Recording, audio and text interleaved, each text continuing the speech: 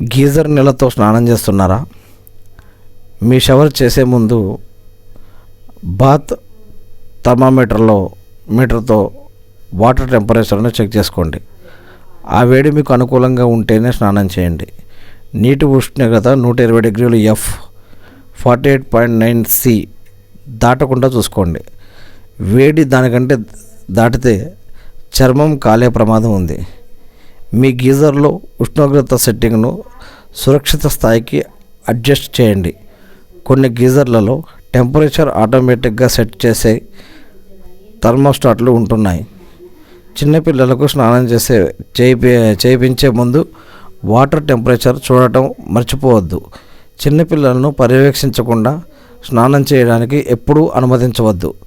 ముఖ్యంగా వేడి నీటిలో వాళ్ళు బాత్రూంలో